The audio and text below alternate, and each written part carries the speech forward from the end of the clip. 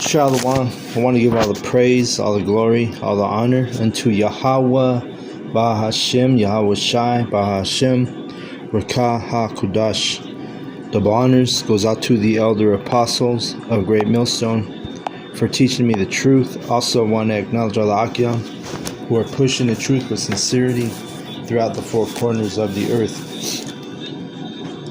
This is Shabai from the GMS Denver camp. Just doing a little reading this morning, just going in the spirit, trying to get in the spirit, start getting my thoughts right, being as we have camp today.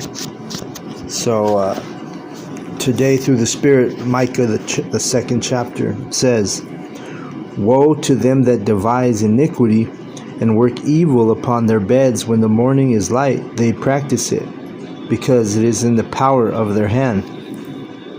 And this is talking about Esau, Edom. The most wicked race on the planet Earth. All right.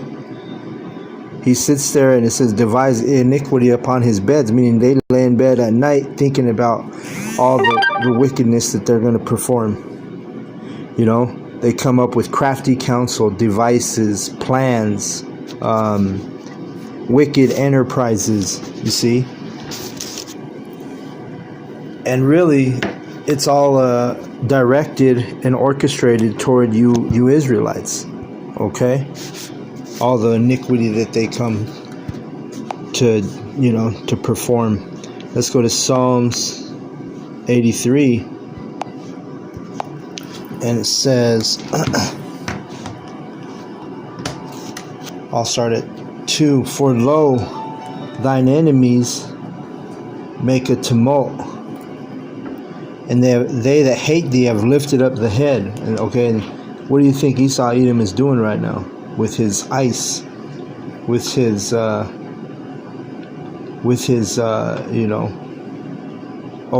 oppression? He's constantly oppressing you Israelites.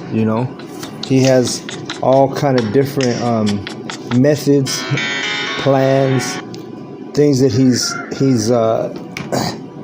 studied. He studies you Israelites. He studies us. These Edomites study us. They study everything. They research everything, and then they use their research to do wickedness, to oppress you. All right, it's in their spirit, it's in their heart. Ever since Cain and Abel. All right, we go back to Jacob and Esau in the womb, but it even goes back further to Cain and Abel. Okay, Cain being Esau, Abel being Jacob. Okay, but that's another lesson. But anyway, it says, "For lo, thine enemies make a tumult, and they that hate thee have lifted up the head." And what are they? They're a serpent. The scripture speaks about the subtlety and the craftiness of the serpent. Okay? So Esau Edom, that's how a snake attacks. A snake will slither into the grass, and then when it's about to attack, what does it do? It lifts up its head. "They have taken crafty counsel against thy people, and consulted against thy hidden ones. They have said, Come and let us cut them off from being a nation, that the name of Israel may be no more in remembrance." Right, and it goes back to Jacob and Esau being Esau being bitter because he despised his birthright, and he our forefather Jacob supplanted him from the birthright, and it was an agreement. Because why? Because Esau despised his birthright. Okay, tells you that in I think it's the end of the last verse of Genesis 25. Let me see. Go to it. Yeah, Genesis 25:34. "Then Jacob gave Esau bread and pottage of lentils, and he did eat and drink, and rose up and went his way. Thus Esau despised his birthright." See? So Esau never cared about the birthright, and then now that we're winding down to the last days, now that his time is is up. Now all of a sudden he wants that birthright back. But it's already written. The Israelites get the victory. Okay? Let's go to Micah 2 and 2. And they covet fields. Well, let's read one again. Woe to them that devise iniquity and work evil upon their beds when the morning is light.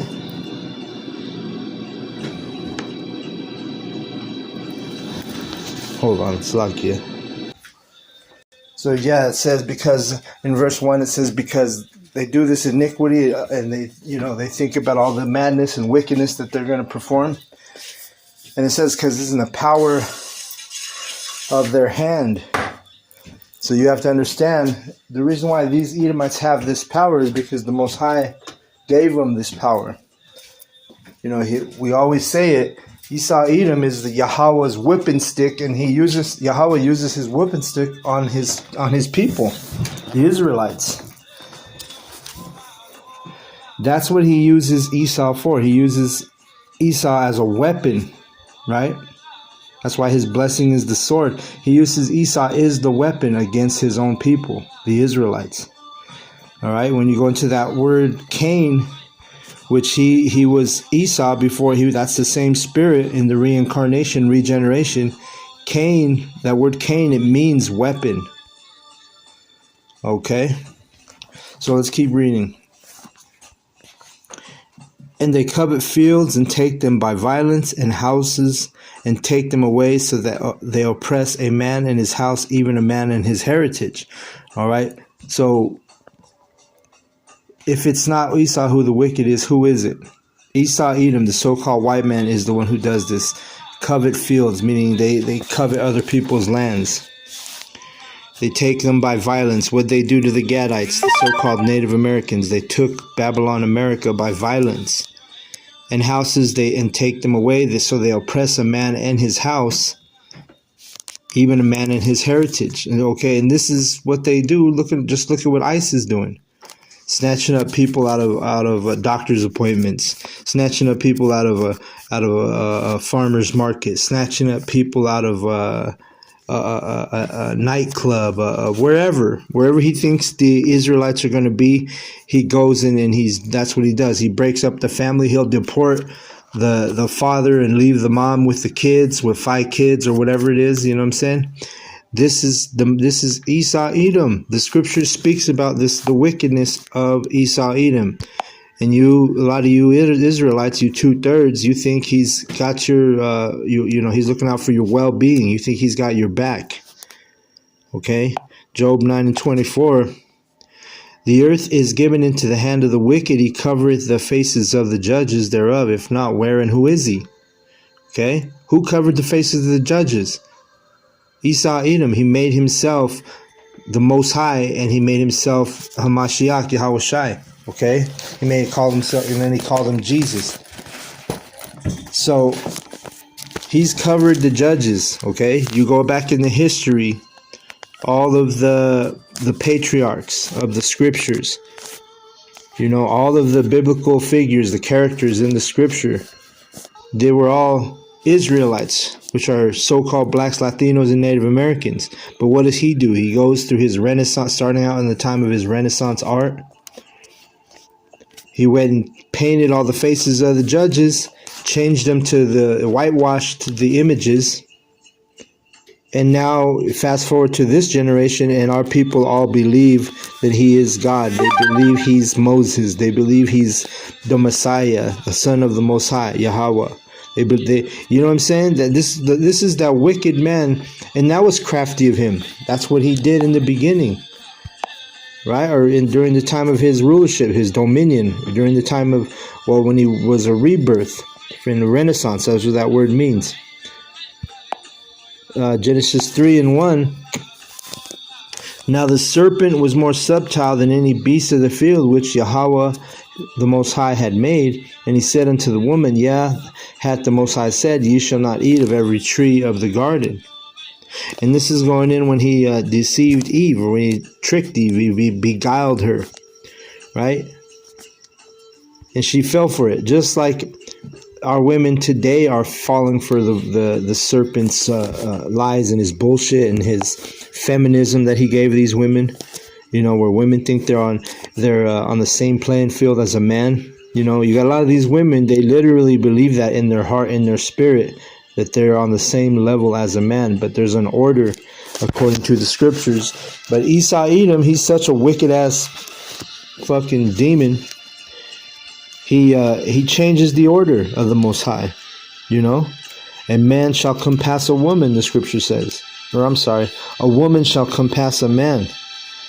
All right, and that's what he's allowed in these last days. Okay, let's go to Micah again. Micah. You even have Edomites on TikTok. I saw it yesterday, talking shit about Edomites, talking shit about their own race.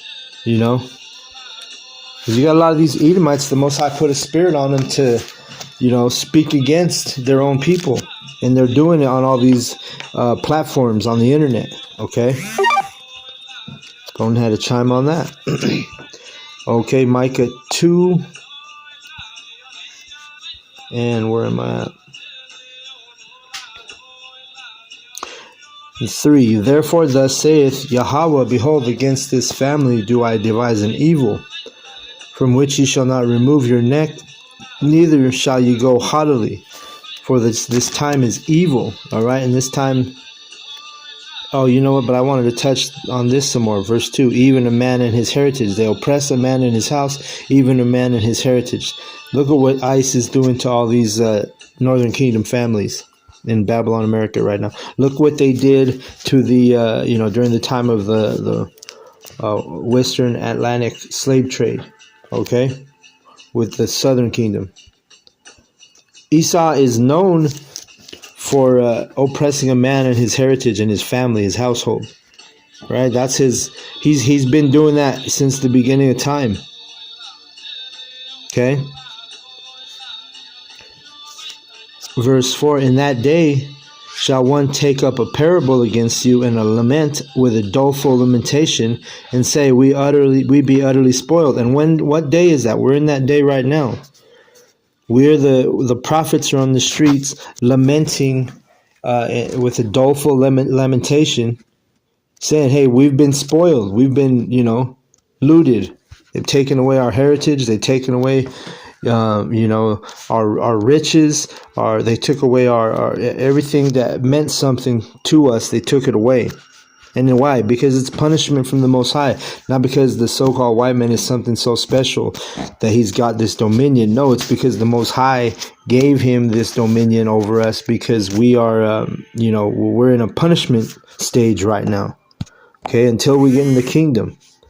Okay, we can go to 2nd Esdras 6 towards the end. Let me see.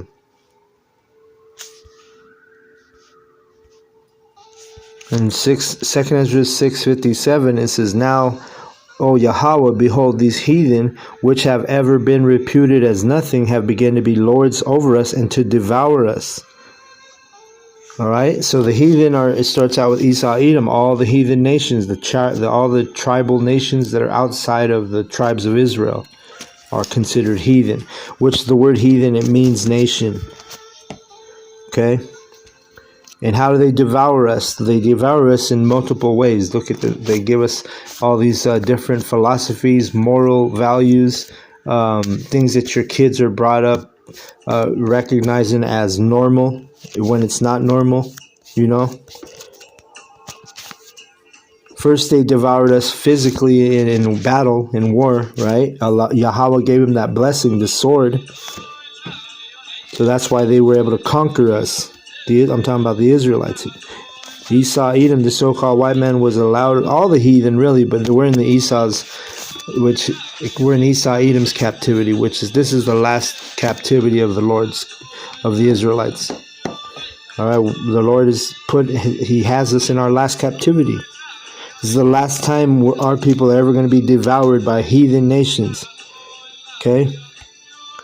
It says right here, 58, but we thy people, whom thou hast called thy firstborn, talking about the Israelites, Thy only begotten and thy fervent lover are given into their hands. If the world now be made for our sakes, why do we not possess an inheritance with the world? How long shall this endure? And this is what the elect, the people, the Israelites who are in the right mindset, these are questions we ask. All right? We're not like the 2/3 who are mingled with the heathen, who have the mindset of a heathen, who walk, talk, act, look like the heathen, right? This is a question that the elect ask. How long shall this endure? Because the heathen and the 2/3, they're the ones praying for this place to continue. But if you're in your right mindset, you're gonna be in the mindset of how long we got to go through this bullshit. Okay, so let's go to Micah 2. And this is that lamentation. We're taking up that parable. We be utterly spoiled. He hath changed the portion of my people. How hath he removed it from me, turning away? He hath divided our fields, meaning divided our lands. All right, our lands. He's taken away our lands, divided them, took them upon to name them. He names them after his own people. Right, tells you that in Psalm 49:11. That's why America is called America, because Amerigo Vespucci was an Edomite, an Italian explorer, who that they named it after him, right? Give him the credit. Him and Christopher Colon, or AKA Christopher Columbus. That's what Washington, D.C. is named after. District of Columbia. Columbia goes back to what? Columbus. You have the Israelites who live in South America, in the country Colombia. And what are they? They're Israelites, but they're named after. They're calling themselves Colombians, and they have Colombian pride. You have Mexican pride. You have black pride, brown pride. All this bullshit, which you're in the wrong spirit. You're hearkening to your enemy. You're letting the oppressor dictate who you are. See, the phone had a chime on that. So let's go back to Micah 2:5. Therefore thou shalt have none that shall cast a cord by lot in the congregation of Yahweh. Prophesy ye not, say they to them that prophesy, they shall not prophesy to them, that they shall not take shame. Okay? So this is what like an example is Vocab Malone. Esau's hired one of his hired agents, one of his hired henchmen, one of his hired goons. And what are they saying? He's there. They say prophesy not. They don't want us to prophesy. They don't. That's why Vocab goes out on the streets and he interrupts, the Israelites, and he tries to provoke and manipulate and antagonize whatever Israelite group he's bothering on whatever day he chooses, right? He's saying, don't listen to these guys. These guys are lies. These guys are racist. These guys, you know how it is. Go watch a Vocab show, and you'll see how he does it, man. Shit, so hold up.